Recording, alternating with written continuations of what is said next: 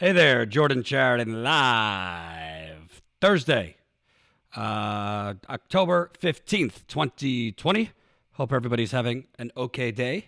Hope everybody can hear me okay. Hope everybody can see me okay. Quite a lot going on. Sorry that I'm late today. For those of you lucky enough to be married, my wedding is on Sunday and it's been extremely busy. Extremely busy. A lot of last minute things, so I've been busy with that.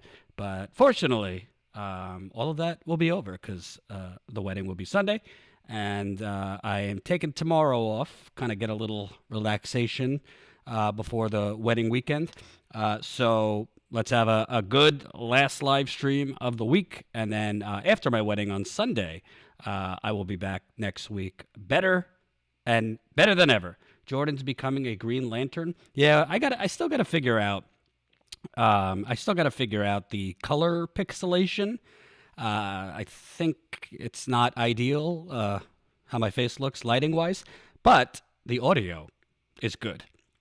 That's what I care the most about because this is a whole new setup.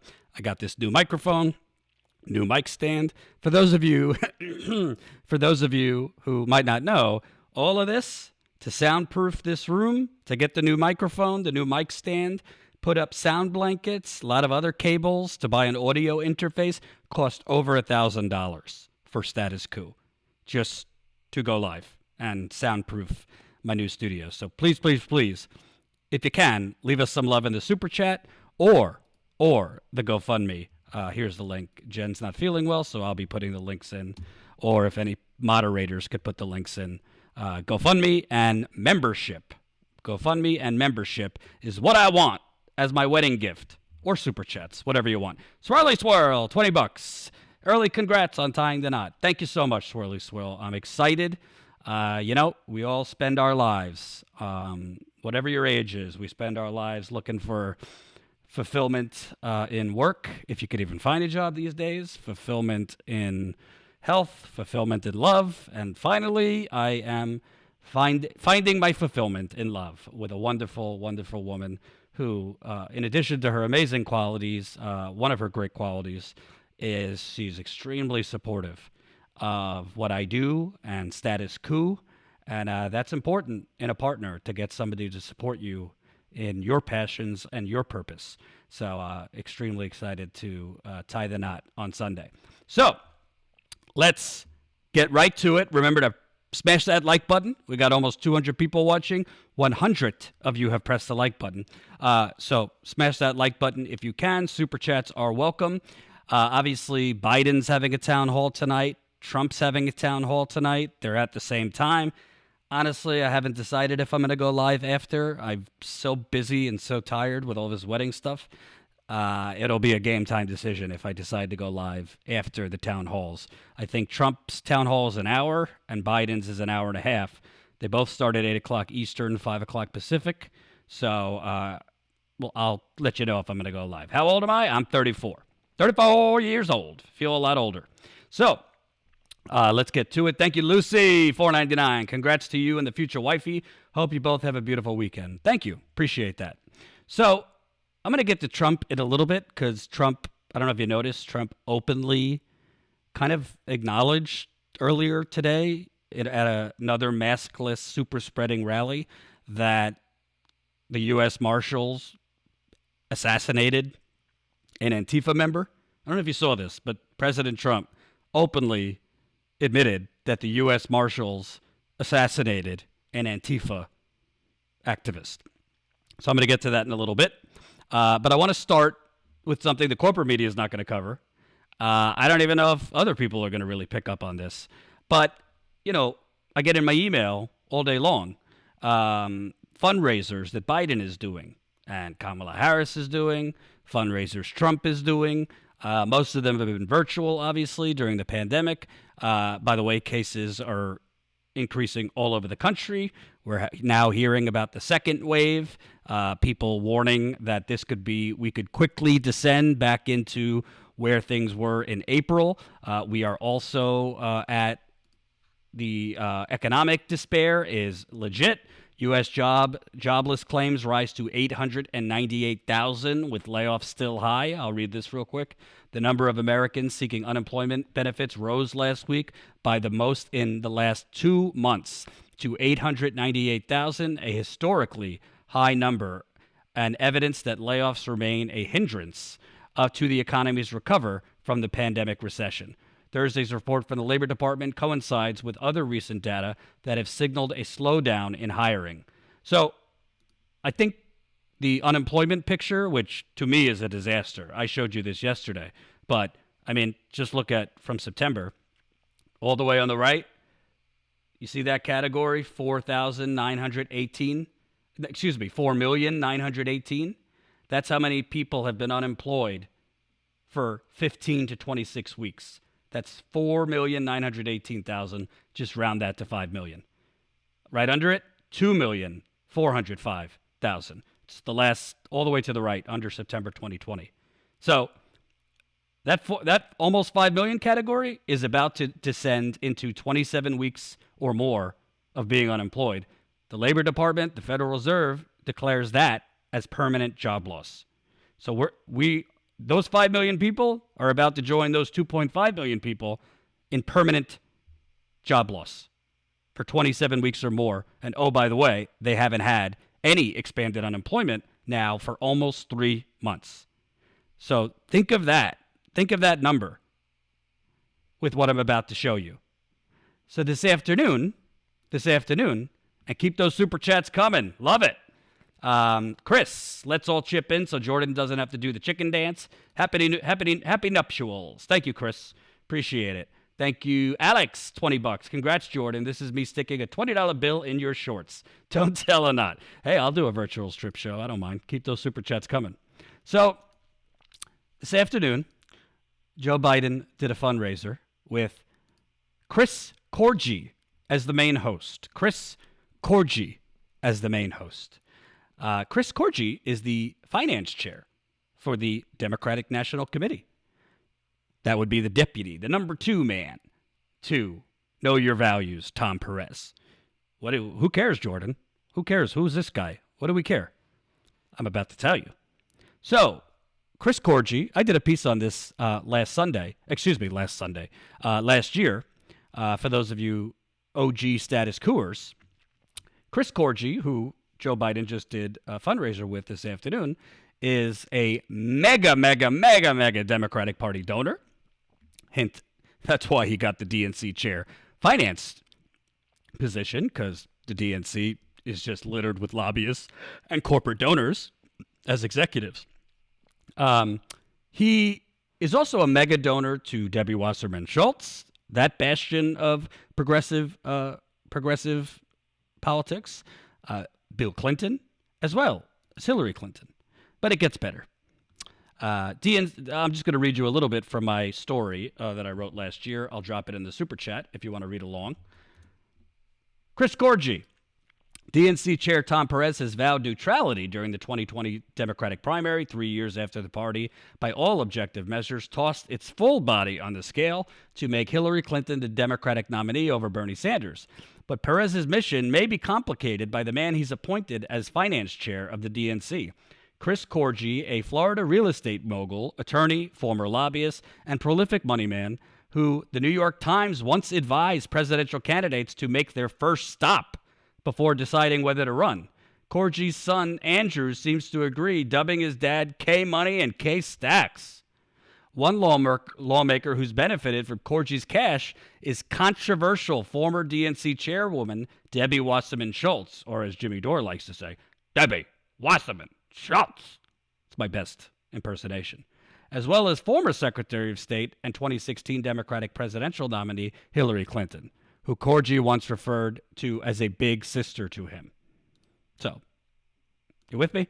Mega donor for Debbie Wasserman Schultz, mega donor for Hillary Clinton, mega donor for Bill Clinton, called Hillary Clinton like a big sister. This is who Joe Biden's doing a fundraiser with this afternoon.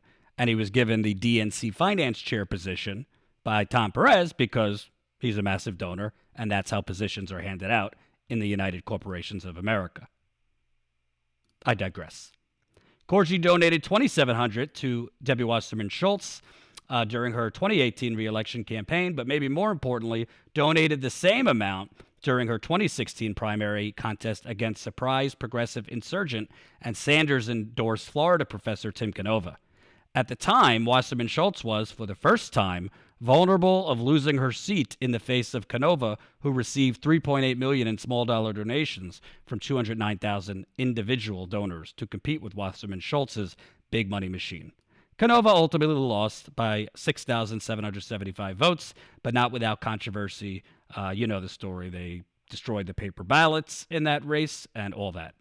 Overall, Corgi donated $13,400 to Wasserman Schultz's campaign since 2011. He also gave the DNC significant amount a year before Wasserman Schultz was named chairwoman. According to Open Secrets, Corgi donated $15,000 to the DNC in April 2010, and a year later, his gal, Wasserman Schultz, was named the chairwoman. See how that works? Combing through financial records, Status Coup found that Corgi donated $5,000 to the DNC in Wasserman Schultz's first month as chairwoman in 2011. Overall, he sunk $60,718 into the DNC's coffers during Wasserman Schultz's reign from 2011 through her resignation on the eve of the DNC convention in 2016. So, okay, Corgi's support for Hillary and Bill Clinton has been even more pronounced. He's raised millions for both, dating back to the 90s as one of their top bundlers. Since 2005, he's donated $21,700,000. Oh, excuse me. Since 2005, he's donated $21,700 directly to Clinton's campaign committees. In 2016, he gave $41,000 to two joint fundraising committees between the Clinton campaign and the DNC, $25,000 to the Hillary Action Fund, and $16,000 to Hillary Victory Fund, a controversial joint fundraising committee between the Clinton campaign that Politico called money laundering. He's also donated between $100,000 and $250,000 to the Clinton Foundation. Holy cow, he loves his big sister, Hillary Clinton. So, in the political circle of life, Corgi's support for Wasserman Schultz makes sense. She's a powerful Florida congresswoman who's known to have a transactional relationship with big Democratic donors. She's also a longtime ally of Hillary Clinton, having served as co-chair for her 2008 presidential campaign. Wasserman Schultz's previous entrenchment in Clinton world would have endeared her to Corgi, who described his relationship with the former Secretary of State as going beyond writing checks.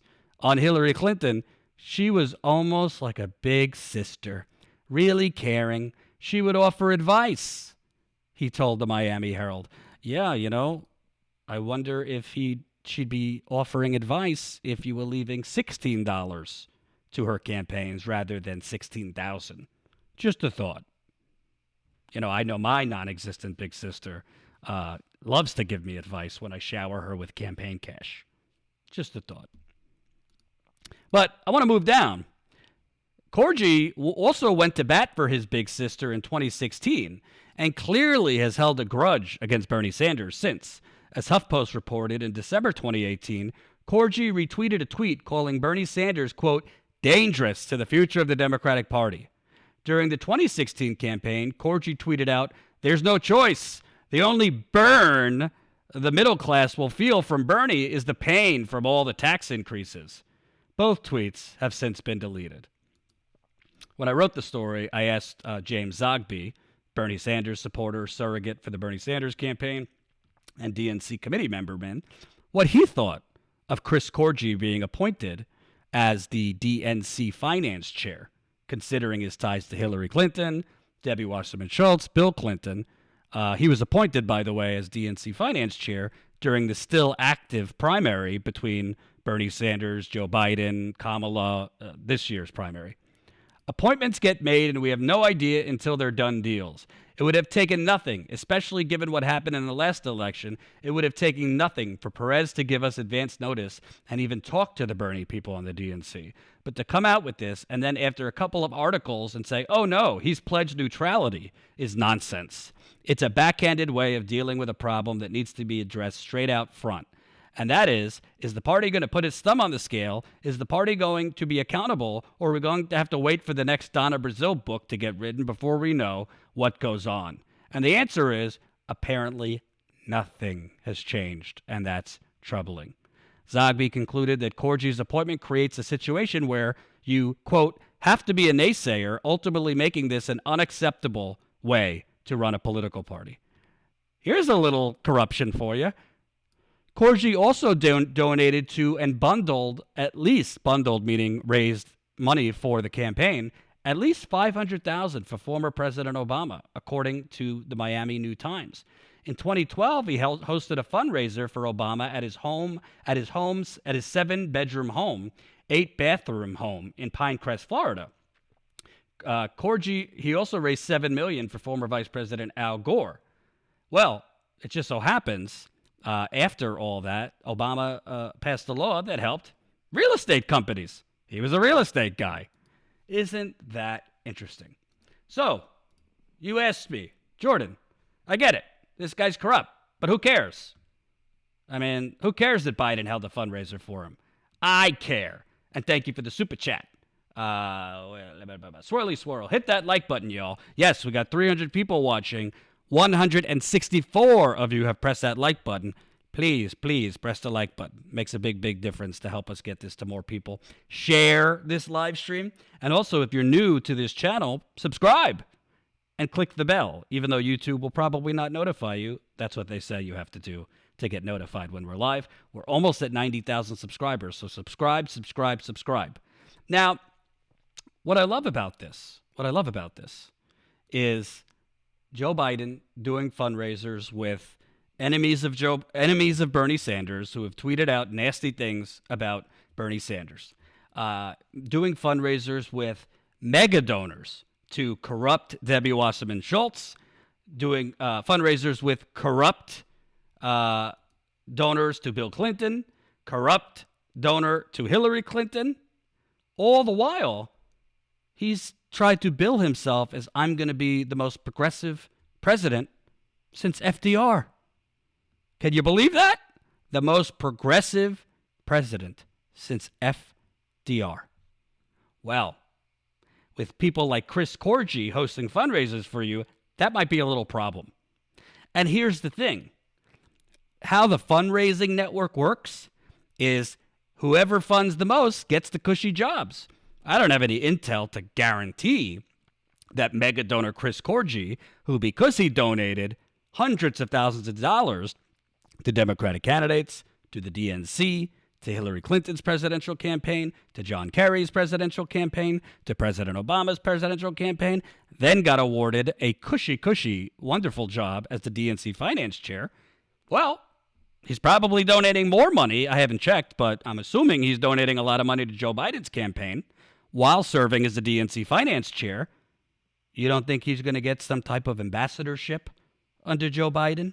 Ambassador to, I don't know, UK, Belgium, Germany, you fill in the blank. Or a job on the National Council of Economics with Larry Summers. You know Larry Summers? He was he worked in Bill Clinton's administration, President Obama's administration. In the 90s was instrumental in pushing NAFTA, in pushing the repeal of Glass-Steagall, in deregulating Wall Street. He's been advising Biden. So people who fundraise for Joe Biden will end up, and I will do, if Joe Biden wins, and once he staffs up his administration, I will do a before and after report on this guy was hosting fundraisers during Biden's campaign. This guy was donating, or gal, was donating X amount of money, and all of a sudden they're the ambassador to X, Y, and Z. All of a sudden they're on the National Council of Economics, or the National Economic Council. All of a sudden they're in the Labor Department. All of a sudden they have a cabinet position. You see how that works? It's called the United Corporations for a reason. I'm sure Jordan can fix it on his end. Give it a few days to figure it out. What do I got to fix now? I thought the audio was okay. Let me know what I got to fix. I'm just seeing that. Jen's under the weather, so I'm trying to be live and look at the super chat at the same time. So excuse me if I miss anything. Jordan, could you do a white balance recalibration or get a color filter to your lights? That may help. Yes, I said at the beginning of the live stream, I know there's a color issue. I'm troubleshooting as many things at once as I can, but I'm not a tech person, and I don't have a full-time tech person like with me when I'm live. So I'm going to talk to Colin about the color correction. It's something in OBS, which is the system I use, but I don't want to do it live because I'll probably make it worse. The most important thing is the audio. To me, you could look at my blue face, but can you hear my voice crystally clear? If you could hear my voice crystally clear, that's the most important thing right now. We will fix the blue, I promise. But until then, blue lives matter too. No, I'm kidding. I'm totally kidding. Yes, I will fix the color. We'll fix the color balance. I just don't want to do it right now because if I play around with the color balance while live, this is what's going to happen. Hold on. If I play around with the color balance now, you will see me disappear like that and then reappear. If I play around with the color balance now, you will see me get darker or brighter. If I play around with the color balance now, you will see me go like that, or like that, or like that, or like that. So I'll play around with it after. So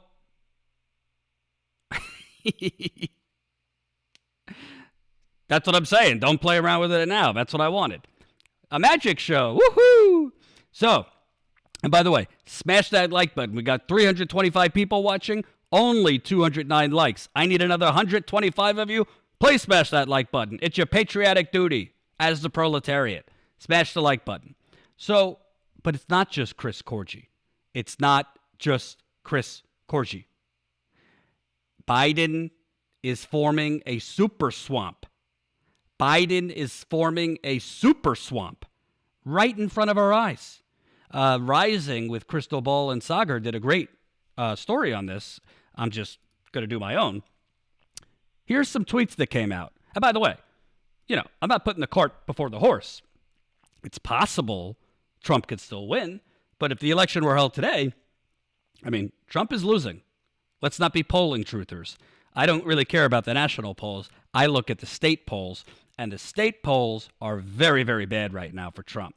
He's losing in all the swing states that he needs to win, and in many of the key ones, Michigan, Wisconsin, Pennsylvania, that he took from the Democrats in 2016, he's down 8 to 10 points. That's a big deal.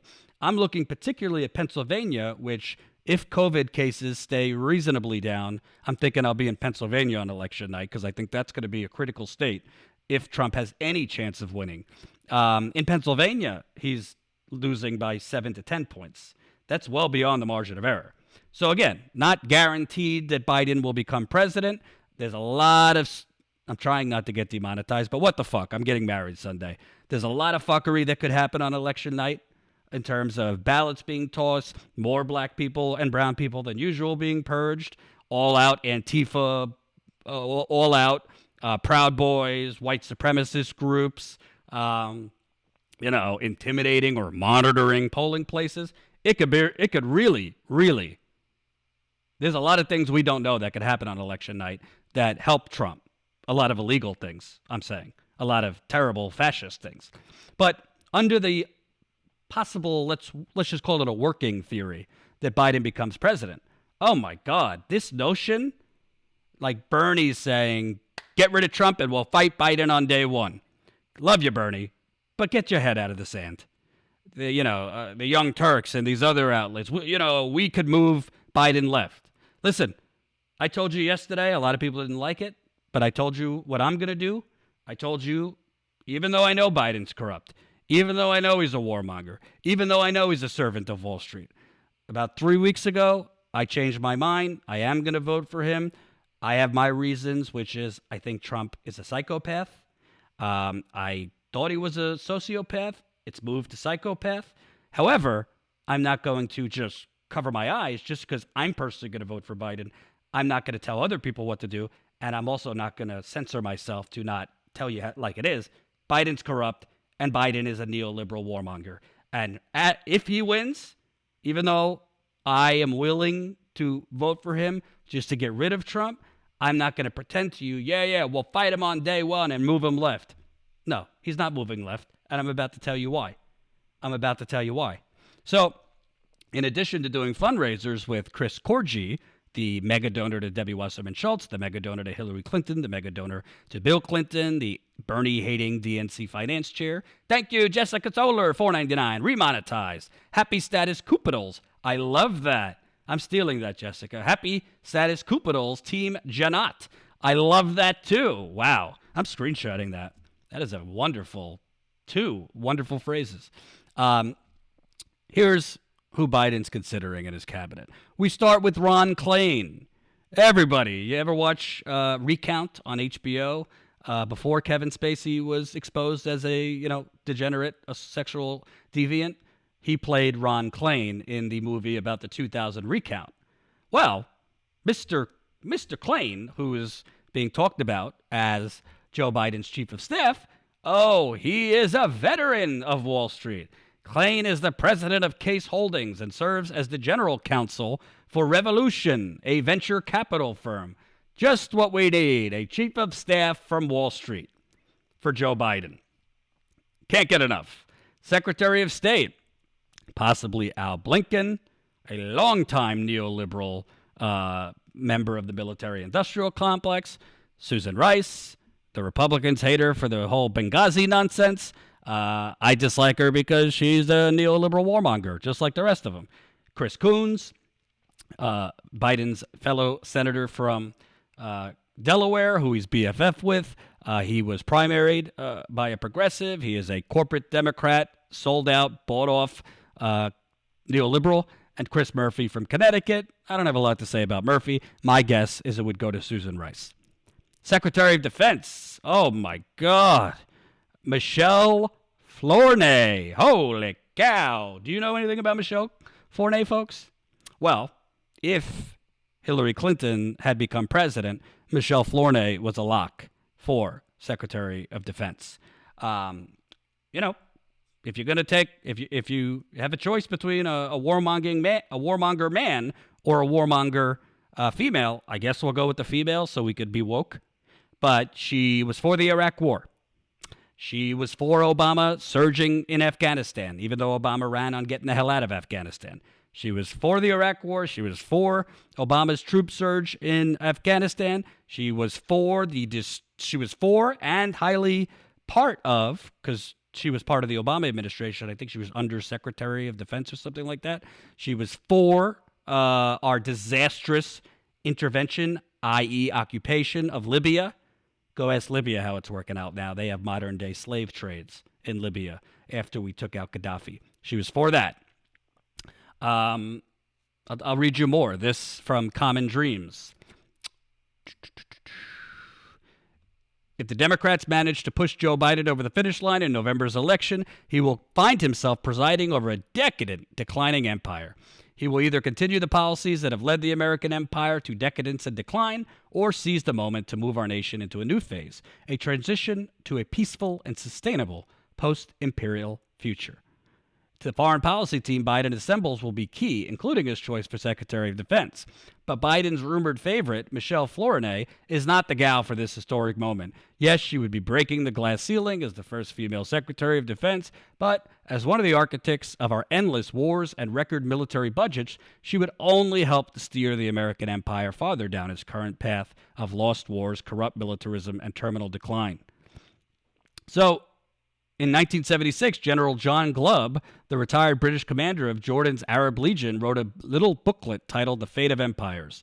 Glubb observed how each of the world's empires evolved through 6 stages, which he called the Age of Pioneers, the Age of Conquest, the Age of Commerce, the Age of Affluence, the Age of Intellect, and the Age of Decadence and Decline.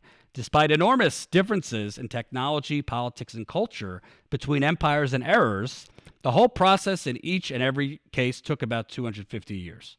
Well, let's look at her record.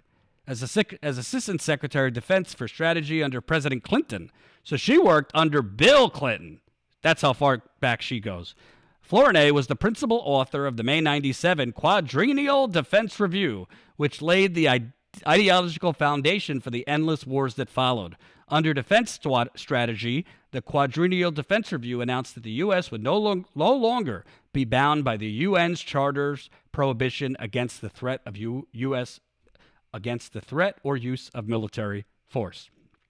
It declared that when the interests at stake are vital, we should do whatever it takes to defend them, including, when necessary, the unilateral use of military power.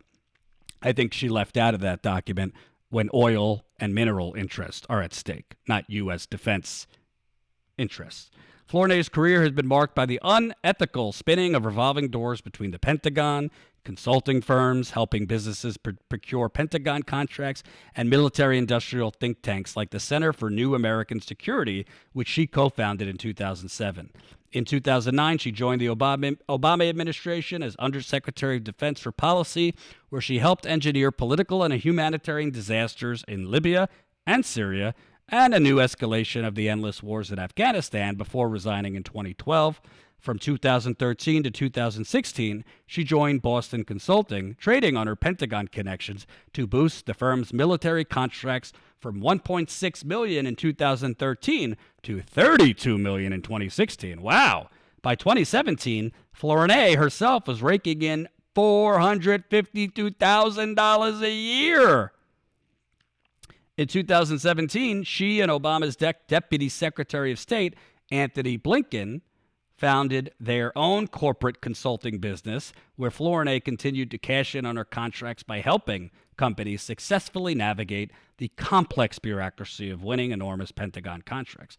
That's interesting because she co-founded it. She co-founded that company with Al Blinken, who's being considered for Biden's Secretary of State. He was cashing in on his government role to help procure defense contracts for private defense companies and take home a nice paycheck of his own. Wow. I guess that's what Biden meant. Nothing will fundamentally change. Holy cow. Holy cow. I mean, Trump has certainly, elevated and continued the United Corporations of America's swamp, but Biden seems to be wanting to create a super swamp. That's right, a super swamp. But it gets better. It gets better, folks. So that's who he's considering for Secretary of State, Al Blinken, a neoliberal warmonger, and for Secretary of Defense, Michelle Flournay, a neoliberal warmonger whose best hits include supporting the Iraq War, Obama's Afghanistan surge, disastrous U.S. intervention in Libya and Syria. And then she went out and, like we all do in the United Corporations of America, cashed in on her warmongering and military-industrial complex complicity to make a lot of money in private defense contract businesses. And finally, she might become the defense secretary. But she's a woman, Jordan. Rah, rah! Give me a effing break. I wonder if Jordan will share pics from the wedding. Leslie, what kind of question is that? Of course. I've been trying to get my wonderful fiance to let me live stream it, but unfortunately, she put her foot down. I don't blame her.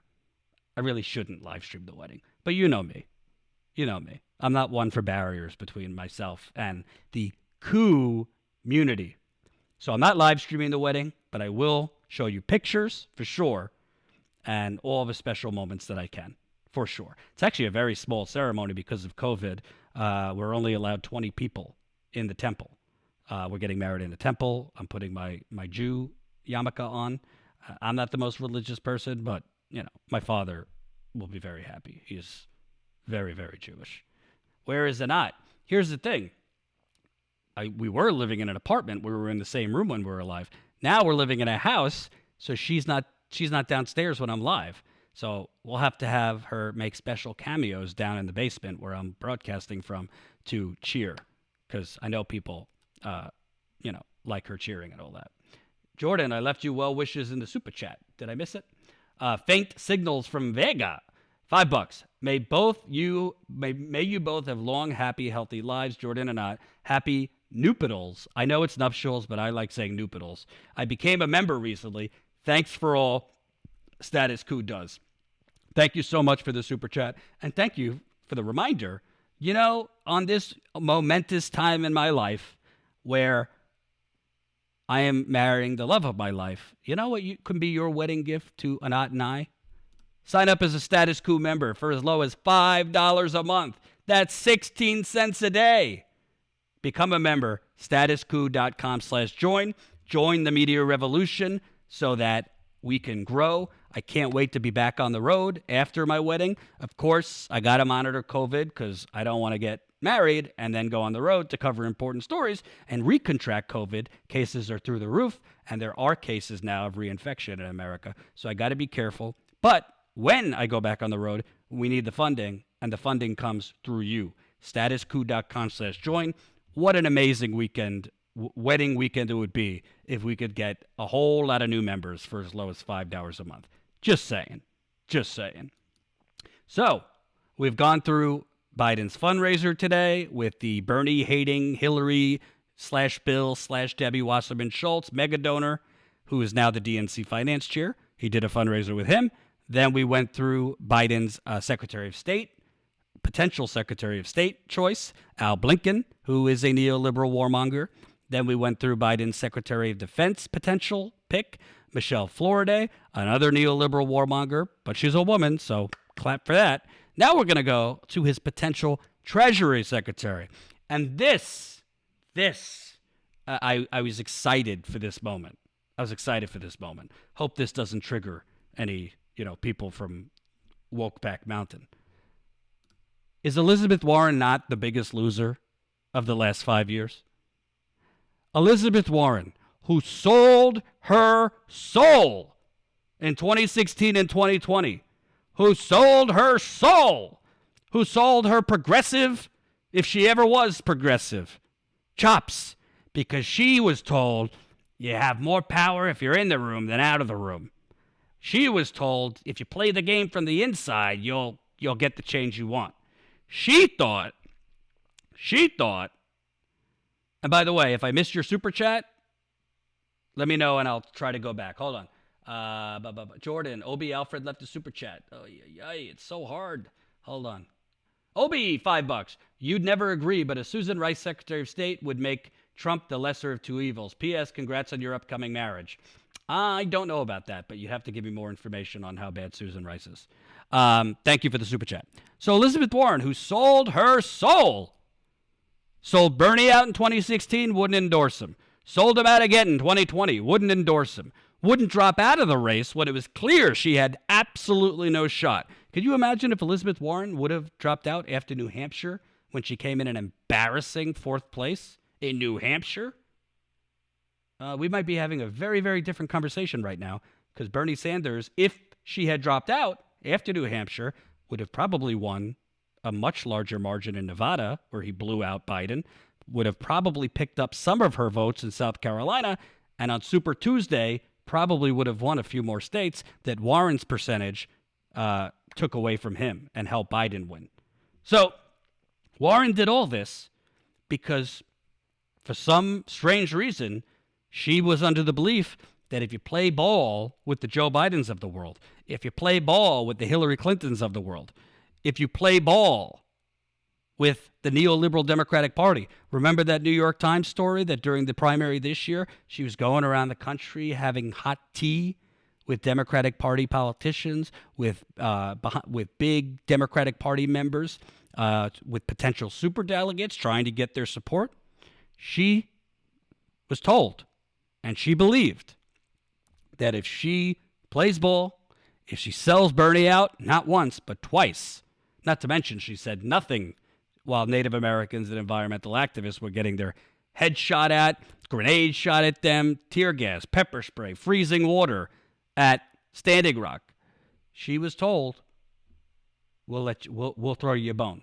Maybe Treasury Secretary, maybe the Labor Department, something. We'll get you in that room, because she was told, if you're inside the room, that's where the power is and she can make a difference. Well, I said all the way back then, Elizabeth Warren, there's a greater chance of me developing a six-pack in the next 6 months than you becoming Treasury Secretary under Joe Biden. Frankly, I'm not even convinced she would get a parking pass in the White House under President Joe Biden, much less a cabinet position. Well, sorry to tell you, Elizabeth Warren, Biden is reportedly considering as his Treasury Secretary none other than Lael Brainard. Lael Brainard. If you've never heard that name, it's because most people don't know who she is. I'll give you a pretty quick rundown. When she worked in Bill Clinton's administration, she goes all the way back to working in Bill Clinton's administration. What was her top role? Executing NAFTA. She worked in Bill Clinton's Labor Department or under Bill Clinton. I don't know what her position was, but she was in an economic role for President Bill Clinton. She helped execute the disastrous NAFTA trade deal, which is part of the reason Trump won in 2016, because he was running on repealing NAFTA, even though he really didn't do that, and he just basically changed a few sentences in NAFTA and then pretended it was such a great deal. It's not. That's why Bernie voted against the new NAFTA. But what's amazing, she helped execute NAFTA under Bill Clinton. She also helped push for China, normal trade relations with China, that has destroyed hundreds of thousands, if not millions, of jobs in America. The American Prospect did a great piece on her. Let me read a little bit for you. One telling indicator of Bernard's non-populism is her stance on trade policy, where there is little evidence that she has strayed from her earlier orthodoxy. When she went to work for Clinton in 1997, two of her main assignments were implementing NAFTA and preparing the way for China's entry into the World Trade Organization, with few conditions other than granting access to investment banks such as Goldman Sachs. A quid pro quo demanded by Robert Rubin, who was Bill Clinton's Treasury Secretary, and another neoliberal hack that helped deregulate Wall Street, push NAFTA, repeal Glass-Steagall, and basically steal your money and give it to Wall Street bankers, and the former Goldman CEO who served as Clinton's Treasury Secretary. No other meaningful changes in China's entire mercantilist economic system were demanded or received. Bernard supported bilateral trade deals without serious labor rights. She expressed no concern about China's impact on American manufacturing or on jobs. Rather, Bernard saw outsourcing as a plus that resulted in cheaper consumer products. She shared the prevailing wishfulness about the impact of the trade deal on liberalization with China. The World Trade Organization accession will advance market-oriented economic reform.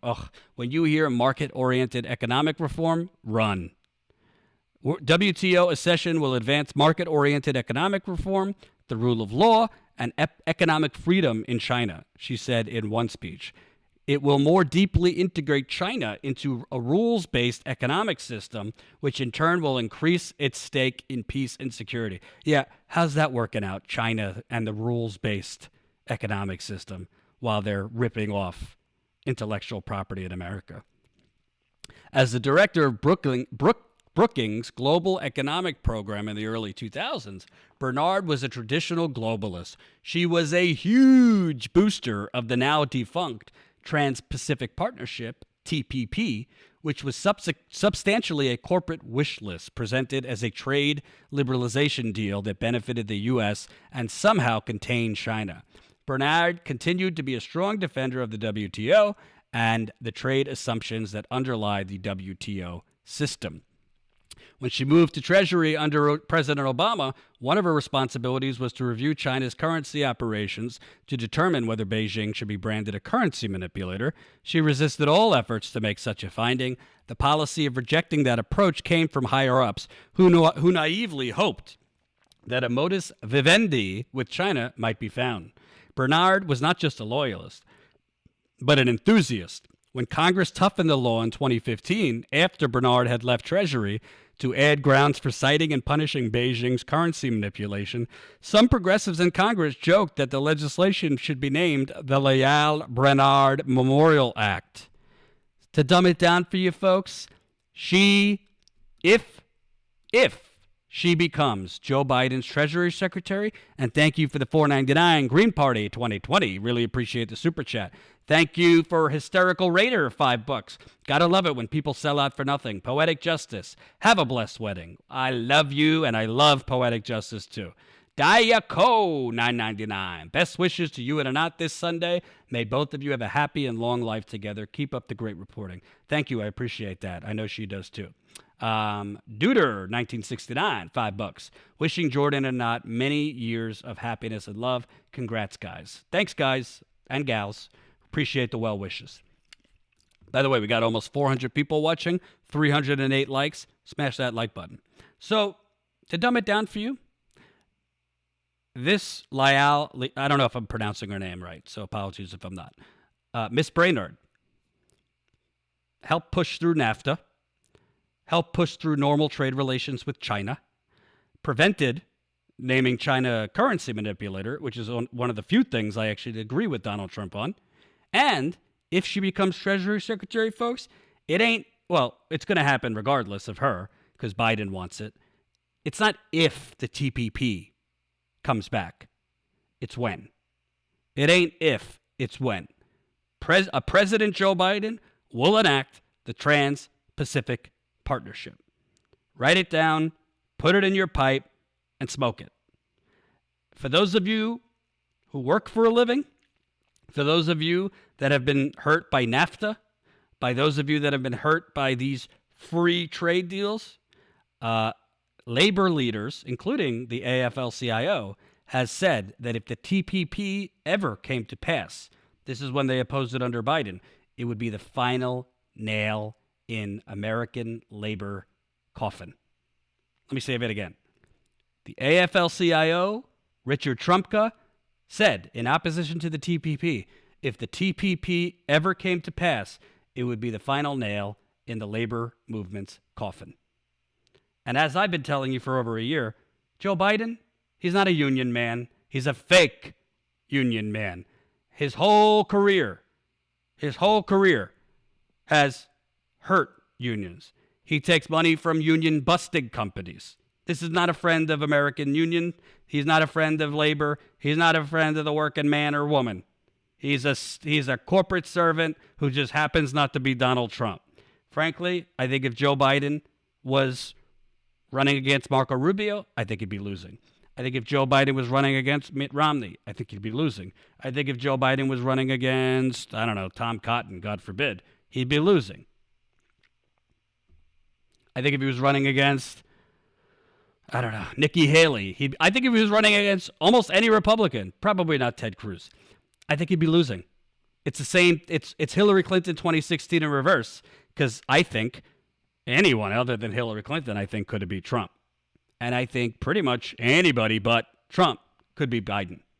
He's a terrible candidate. He's also a lucky candidate because he's been gifted by a psychopath president who literally, I think day by day, and the next story I'm going to cover, not only is Trump's psychopathy, but straight up, fascism, what I'm about to show you. So, this whole thing, you might say, Jordan, okay, Biden is this corrupt.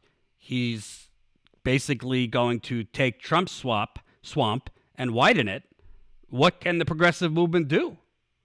How could progressives fight back? How do you go at this corruption? Jen and I had a little debate about it yesterday. But I'm telling you, folks, I've been telling you this for a long time. We live in the United Corporations of America. Let me get the actual flag for you. We live in the United Corporations of America. There you go.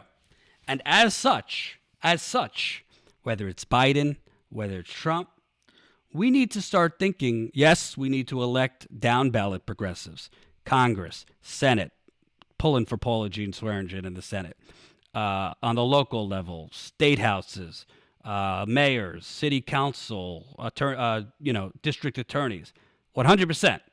We got to focus on electoral politics up and down the ballot. But on the presidential level, we need to start thinking outside of electoral politics and start hitting the actual decision makers where they hurt. Because Joe Biden ain't going to be making the ultimate decisions. Kamala Harris ain't going to be making the ultimate decisions. If it's Trump who wins or Pence who wins, they're not even making the ultimate decisions. On foreign policy, yes. Domestic, no. It is the donors. It is the corporations. It is Jeff Bezos. It is Bill Walton. Those are who make the decisions.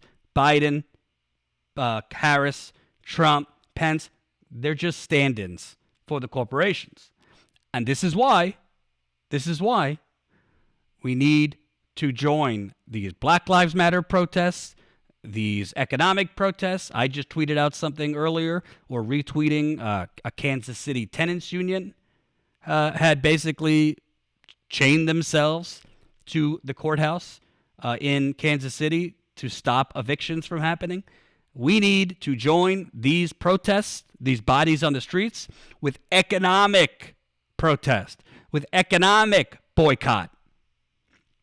You boycott, you strike, you get enough people to boycott and strike Amazon for a week. You'll see how quickly change comes, because Jeff Bezos will get on the phone, or whoever his lobbyists at Amazon will get on the phone with the proper people in the Biden administration, and they will say, you need to take care of this right now. You're hurting my quarterly profits. Do what these protesters want. Give them something. That's how it's going to work.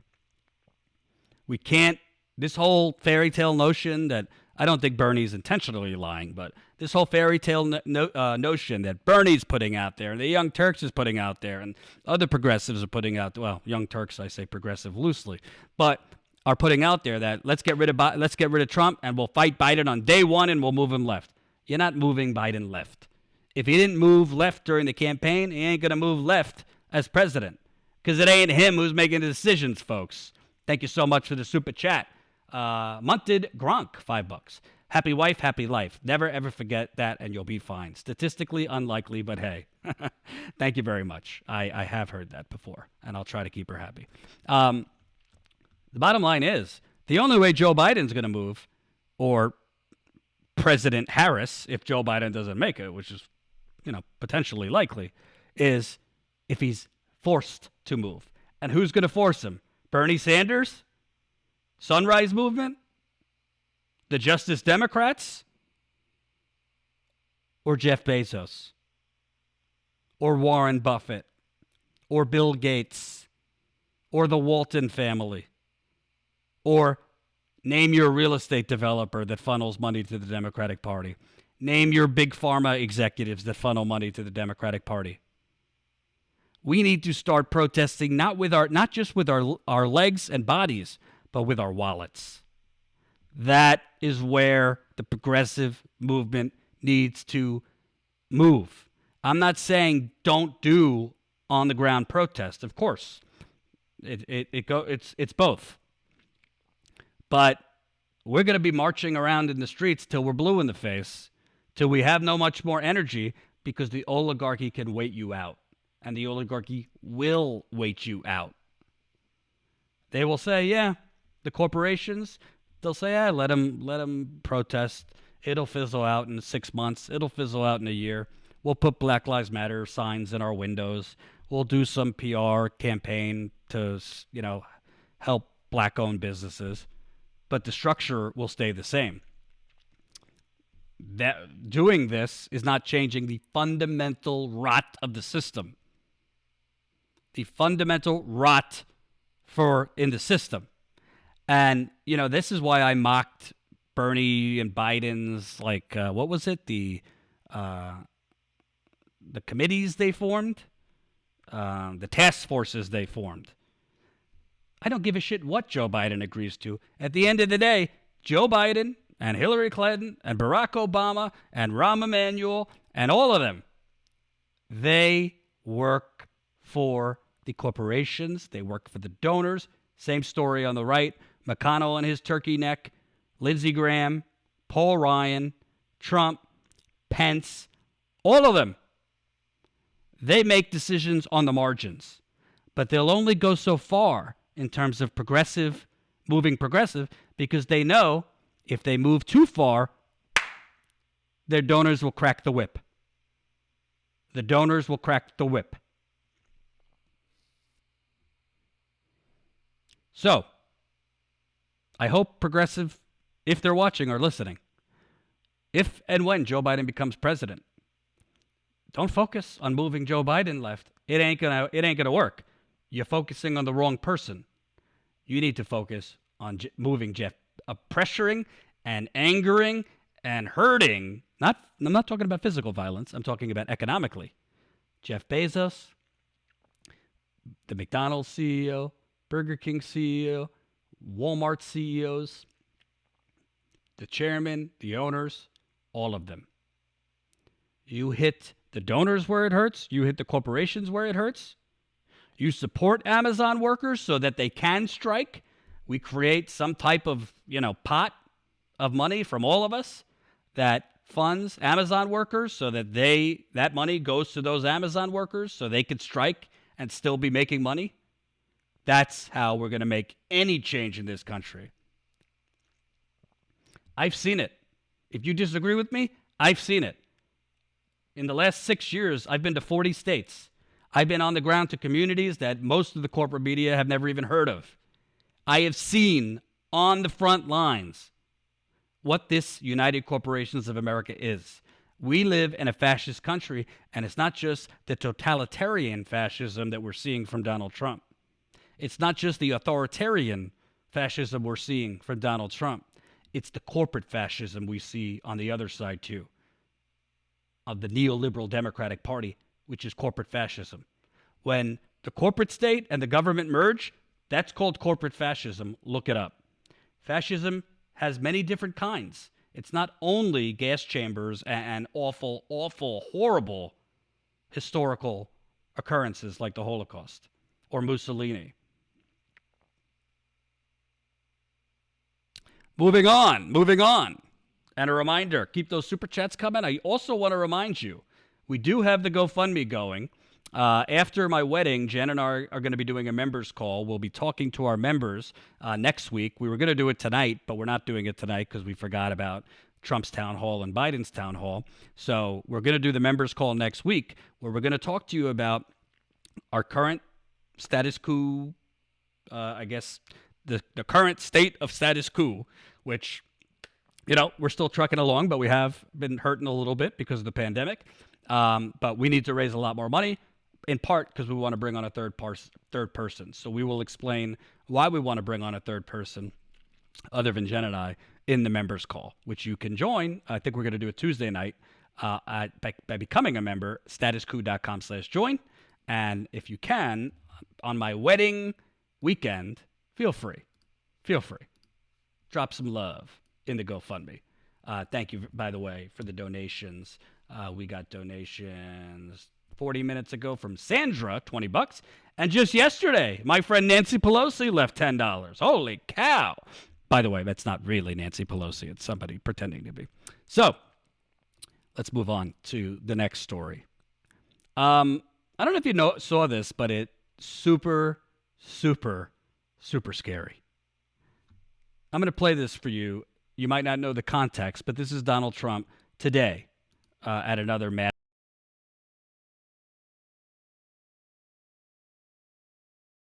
We sent in the U.S. Marshals. Took 15 minutes, it was over. 15 minutes, it was over. We got him. They knew who he was. They didn't want to arrest him. In 15 minutes, that ended. Anyway, and they called themselves peaceful protesters. We sent in the U.S. Marshals. We sent in the U.S. Marshals. Took 15 minutes, it was over. 15 minutes, it was over. We got him. They knew who he was. They didn't want to arrest him. In 15 minutes, that ended. Anyway, and they called themselves peaceful protesters. So, you wonder what Trump is talking about? Once I read a little bit more to you, Trump basically just admitted that the United States Marshals, potentially on his command, went in and just executed an American citizen on American soil with no trial, no jury, just executed. If you don't know what I'm talking about, buckle up. This is from the New York Times. Michael Reinhall was on the run. A few days after a shooting left a far-right Trump supporter dead on the streets of Portland, Oregon, Mr. Reinhall, an Antifa activist who had been named in the news media as a focus of the investigation, feared that vigilantes were after him, not to mention the police. Even some of his close friends didn't know where he was, but the authorities knew. On September 3rd, about 120 miles north of Portland, Mr. Reinhall was getting into his Volkswagen station wagon when a pair of unmarked sport utility vehicles roared through the quiet streets, screeching to a halt just in front of his bumper. Members of a U.S. Marshal's task force jumped out and unleashed a hail of bullets that shattered windows, whizzed past bystanders, and left Mr. Reinhall dead in the street. Attorney General Bill Barr trumpeted the operation as a significant accomplishment that removed a, quote, violent agitator. The officers had opened fire, he said, when Mr. Reinhall, quote, attempted to escape arrest and produced a firearm during the encounter. Oh, I've heard this story before. But a reconstruction of what happened that night, based on the accounts of people who witnessed the confrontation and the preliminary findings of investigators, produces a much different picture. One that raises questions about whether law enforcement officers made any serious attempt to arrest Mr. Reinhall before killing him. In interviews with 22 people who were near the scene, all but one said they did not hear officers identify themselves or give any commands before opening fire. In their official statements, not yet made public, the officers offered differing accounts of whether they saw Mr. Reinhall with a weapon. One told investigators he thought he saw Mr. Reinhall raise a gun inside the vehicle before the firing began, but two others said that they didn't. Mr. Reinhall did have a .380 caliber handgun on him when he was killed, according to the county sheriff team that is running a criminal homicide investigation into his death. But the weapon was found in his pocket. An AR-style rifle was found apparently untouched in a bag in his car. 5 eyewitnesses said in interviews that the gunfire began the instant the vehicles arrived. None of them saw Mr. Reinhall holding a weapon. A single shell casing of the same caliber as the handgun he was carrying was found inside his car. Garrett Lewis, who watched the shooting begin while trying to get his 8-year-old son out of the line of fire, said the officers arrived with such speed and violence that he initially assumed they were drug dealers gunning down a foe, until he saw their law enforcement vests. Quote, I respect cops to the utmost, but things were definitely in no way, shape, or form done properly. The U.S. Marshal Service declined to comment for this article, citing the pending investigation. The agency previously said that it attempted to, quote, peacefully arrest Mr. Reinhall and that he had threatened the lives of law enforcement officers. Trump, who has described the racial justice protests that have roiled the nation as the work of lawless criminals, praised the operation. This guy was a violent criminal and the U.S. Marshals killed him, the president told Fox News. And I'll tell you something, that's the way it has to be. There has to be retribution when you have criminals like this. The shot felt like the beginning of a war. Mr. Reinhall had joined protesters in Portland in the aftermath of George Floyd's killing by the Minneapolis police in May, writing online that they were waging a necessary war with the potential to, quote, fix everything. He devoted himself to Black Lives Matter movement and once touted himself as 100% Antifa all the way. 48 years old, he was a contractor and professional snowboarder, had run into trouble with the law in June when he was cited for driving under the influence of a controlled substance and having an unlicensed firearm in the car.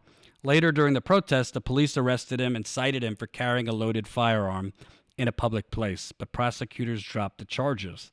When the protests against the police got underway in Portland, he carved a niche for himself, providing security, watching for agitators.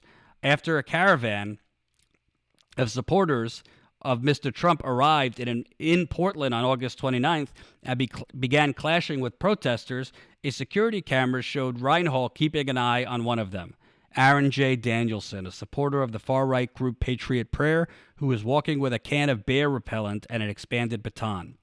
Seconds later, a separate live stream video captured Mr. Danielson being shot, and the Oregonian newspaper reported later that Mr. Reinhold was under investigation in the case.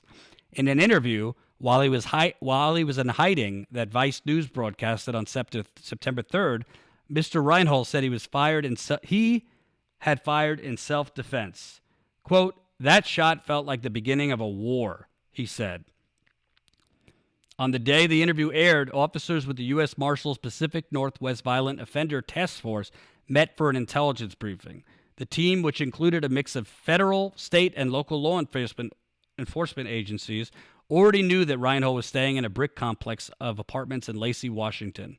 The task force had information from an informant passed on by the Portland police about his location and possession of firearms, said Lieutenant Ray Brady of the Thurston County Sheriff's Office. I'm going to skip around.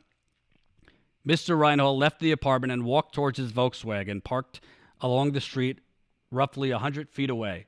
Two officers positively identified him, who proceeded to start the car, said Lieutenant Brady, who shared some of the initial findings of the investigation with the New York Times. They decided to make an immediate arrest, the officers told investigators, in part to avoid a high-speed chase. Mr. Smith said he and his friends turned their heads to the sound of a vehicle accelerating rapidly, headed southbound towards the street where Reinhold was walking. A second law enforcement SUV, which had been parked across from Mr. Smith's house, moved in with such speed that the friends thought they were witnessing a road rage incident or a gang shooting. Mr. Smith and Mr. Cutler ran after the unmarked SUVs, watching as they turned onto Mr. Reinhold's street, one cutting the corner and speeding over the grass.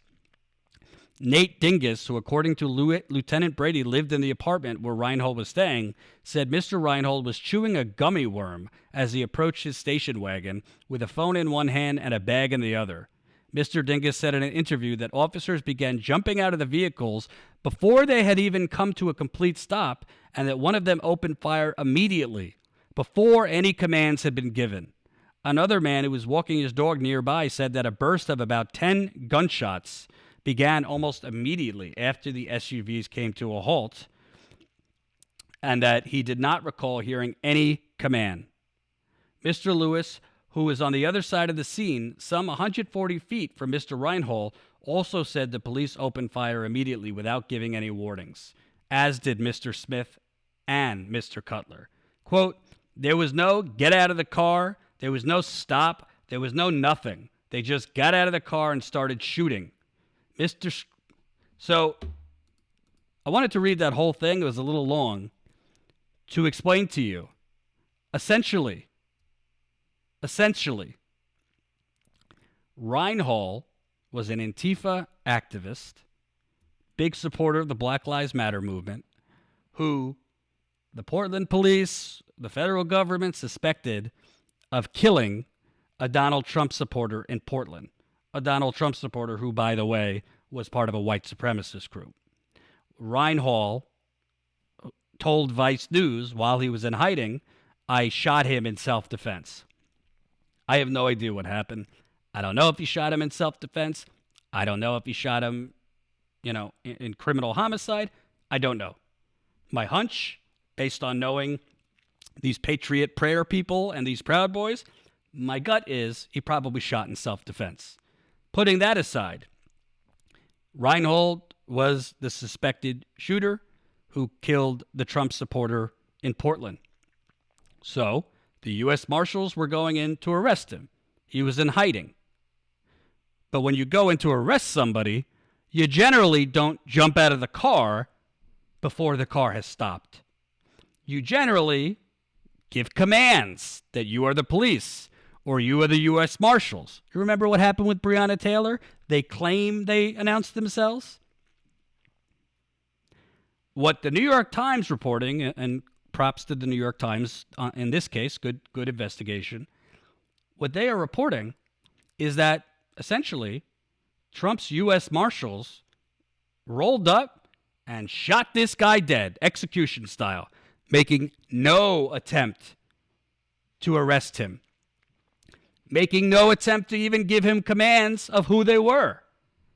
This isn't one witness saying this. This is almost 24 witnesses said the U.S. Marshals didn't make any commands. They didn't announce themselves. They didn't try to arrest him. They just started shooting.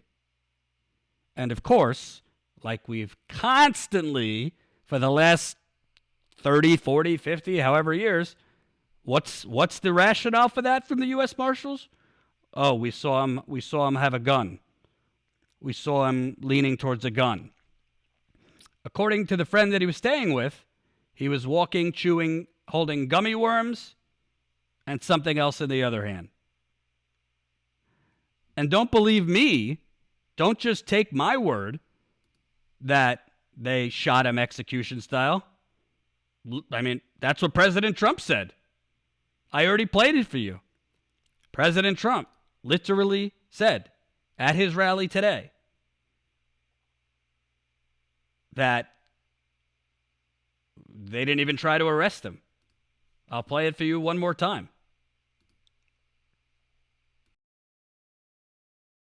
We sent in the U.S. Marshals. Took 15 minutes, it was over. 15 minutes, it was over. We got him. They knew who he was. They didn't want to arrest him. In 15 minutes, that ended. Anyway, and they called themselves peaceful protesters. We sent in the U.S. Marshals. The law and order president. Paul just wrote, sounds like a hit to me. It is a hit. Trump just admitted it was a hit. I quote from Trump, they didn't even try to arrest him. They knew who he was. They didn't even try to arrest him. This is an American on American soil. Even if it wasn't an American, it would be wrong. But this is an American on American soil. I'm not in love with Chris Hayes. He used to be super progressive. MSNBC has sucked the progressiveness right out of him. But, I mean, his tweet is accurate. Yes, there's a lot going on, but here's the president saying he successfully ordered a murder executed by the U.S. Marshals. Let me repeat that from Chris Hayes. Yes, there's a lot going on, but here's the president saying he successfully ordered a murder executed by the U.S. Marshals. You might say, quote, it's Trump. He's just talking smack. Could be, but also the most thorough investigation of the shooting yet sure makes it look really bad.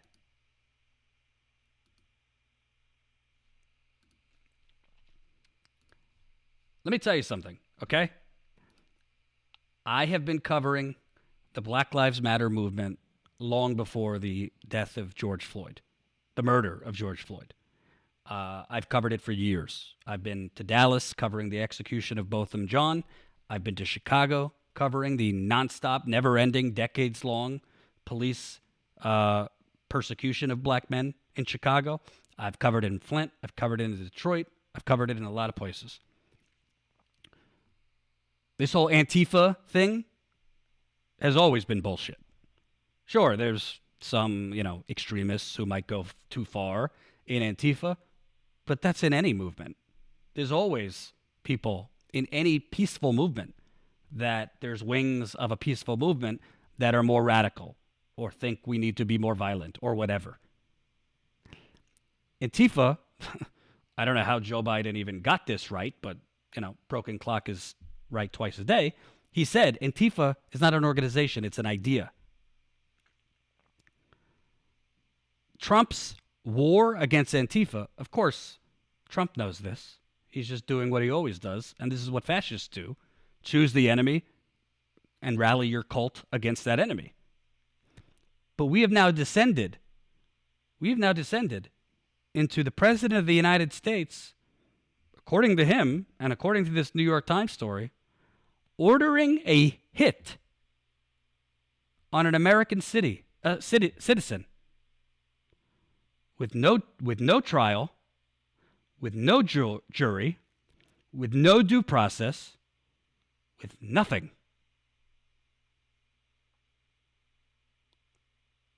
This is a political execution that Donald Trump executed. The U.S. Marshals that are responsible should be prosecuted to the fullest extent of the law.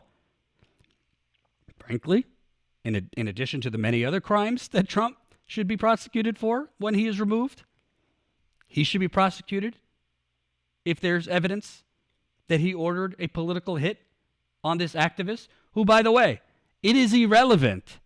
It is irrelevant if this Antifa activist did kill the Trump supporter. It is irrelevant even if it wasn't in self-defense and he did it in cold blood, which I sincerely doubt. My guess is he did kill the Trump supporter in self-defense. You, as the United States government, you as a president, you as the U.S. Marshals, you as the FBI or the CIA or whatever, according to the law, I know that the law doesn't apply to powerful people. I know that the law doesn't apply to the actual U.S. government. But according to the law, you are entitled to due process. You are entitled to a trial among your peers. You are entitled to be innocent till proven guilty. Trump just openly admitted to ordering a hit on an American citizen because he was an Antifa member. If that doesn't scare the shit out of you, then you need to get your glasses checked, or you need to wake the fuck up.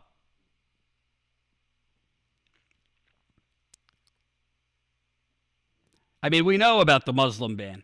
We know about the child separation at the border. We know that he's a tax cheat. We know that he's a draft dodger. We know that he's an Islamophobe. We know that he's a creepy motherfucker. We know that he's an attempted rape, an accused rapist 15 to 20 times over. We know all this. And that's all terrible. But he's just openly admitted to ordering the U.S. Marshals not to arrest him, not to even try. Kill him.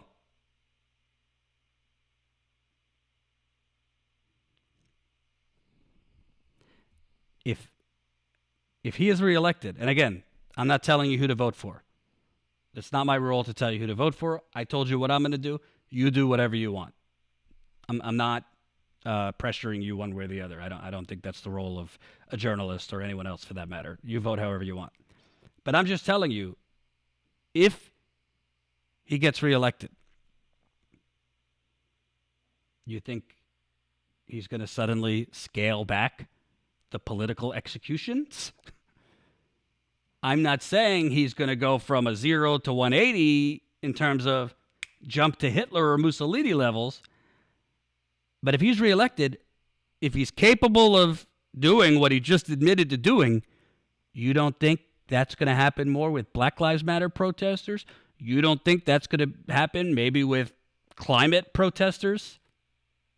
Sunrise Movement, Justice Democrats, Fight for 15, Medicare for All.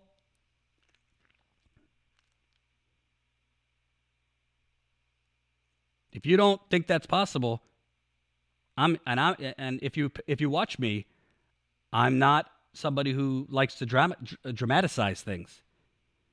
But he just admitted to ordering a political assassination on an American citizen with no trial, no jury. That is Mexican drug cartel. That is Mexican government level. That is authoritarian fascist dictatorships.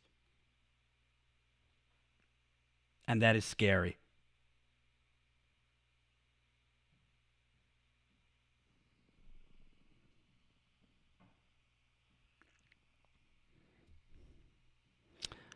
All right, folks. All right. It's almost 7 o'clock Eastern. Trump has his town hall at 8 o'clock. Biden has his town hall at 8 o'clock. I am going to go with the flow, take it by ear, see how I feel after. I might go live after. I might not. Probably not going to be live tomorrow because some last-minute things to do before the wedding. If this is my last live stream of the week before my wedding, I want to thank you so much for the kind well wishes. Thank you for the super chats. We just got 2 more. Thank you, Gina, $2.99. Where are the Dems? Where is the resist? They are too busy trying to get Twitter and Facebook to censor a New York Post story on Hunter Biden. That's where they are. Chris, $2. Dems impeached for a bad phone call, but not this. Ding, ding, ding, ding, ding. Exactly. I want to thank you, everybody, for the kind words. I want also check out my interview with Kevin Gotstola. He's the managing editor of Shadowproof. I posted it this morning, did a roundup on Julian Assange's extradition trial. He put it best. I'm paraphrasing, but he basically said, the extradition trial of Julian Assange, the takeaway is the U.S. government should be on trial, not Julian Assange. Please watch that interview. Please share it. There's so much going on. The extradition trial of Julian Assange has been overshadowed. Definitely watch that interview and share it. I want to, from a personal level, I want to thank you guys for your support. Obviously, somebody's wedding is one of the most special, momentous occasions of one's life. Since I started Status Coup, it hasn't been easy. When I started Status Coup, I didn't know my fiance at that time. I was kind of digging myself out of the journalistic ashes after a couple tough years with everything that happened with the Young Turks and being smeared all over the internet and, false accusations against me. It was tough to kind of climb out of all that. It was tough to come out of that depression. It was tough to believe that I would ever meet somebody that I could be with and that would believe me that I didn't do the terrible things that somebody accused me of. And, it was tough to see beyond, see the future that I could be a journalist and have a company and pursue the types of stories that I want to pursue and do actual independent journalism and cover stories like Flint and the pipeline fights and Black Lives Matter and do it truly independently.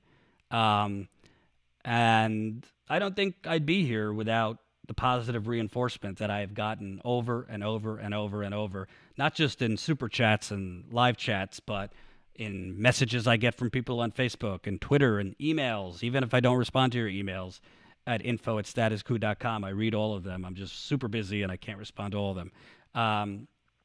I appreciate it because it has not been a smooth ride to get to this point, but I'm very happy. I'm very lucky to be marrying this special woman, and I'm very, very lucky to have you as an audience. So thank you, thank you, thank you. And if I'm not live tonight, I'm not going to be live tomorrow. If I'm not live tonight, I will see you after my wedding next week. So thank you, thank you, thank you, and have a good night. Bye-bye.